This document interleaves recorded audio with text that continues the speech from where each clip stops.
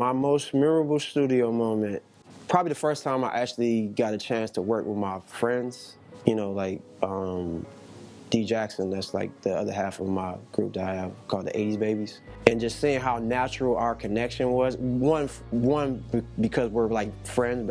He's been my friend since I was like 15 years old. I think that's the way how it kind of works for us.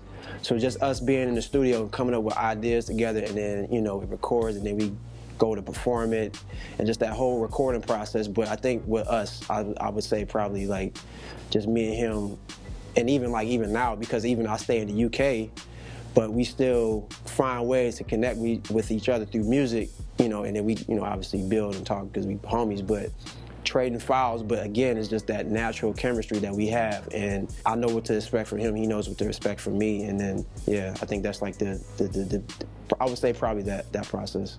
I have a lot of memorable studio moments, but I would say the most I've ever had is usually with my homie, Chicago native, D Jackson. Probably the most memorable career moment to date was the first time I was able to go to Australia, New Zealand for the first time 2 years ago on a tour that was my tour.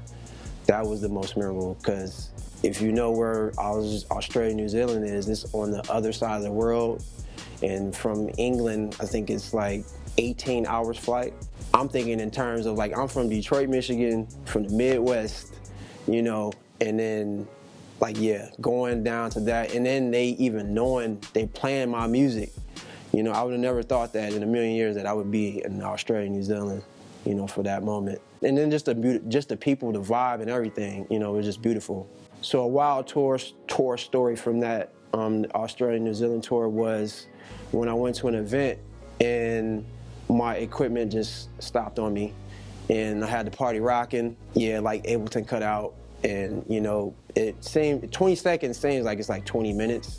So I had to like restart the program and everything. And that's like a pet peeve of mine anyway, because it stops the flow of the party and all that stuff. But like, yeah, when it stopped on me, complete silence. And then, you know, when you DJing or playing, people look at it like, what's going on?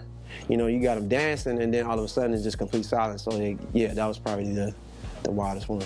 I don't have a backup, which I probably do, because it's still, periodically it does happen, but I think I have to start getting on the mic and saying something, or having a CDJ or something, so where I can play just to interject until I'm able to get back into the flow. Which creates way more artists, way more beat makers, way more MCs than there was back in my time. What I'm trying to say is, in a sense, back then it was almost easier for us to get recognized as long as we stayed focused and, you know, really did our thing. We come out the record store, we go to my car, only to discover that someone had broken into my car and stole my backpack and largest backpack. DITC as a whole shaped the sound of sampling, plain and simple. Mastery of filtering, truncation, mastering of giving depth to records. To see him coming, I'm still thinking that's some sound guy or whatever, and he's going, and I go, huh? And he just stole on me. Pop and clocked me like right around here, like he got me good. As soon as I went to punch him back,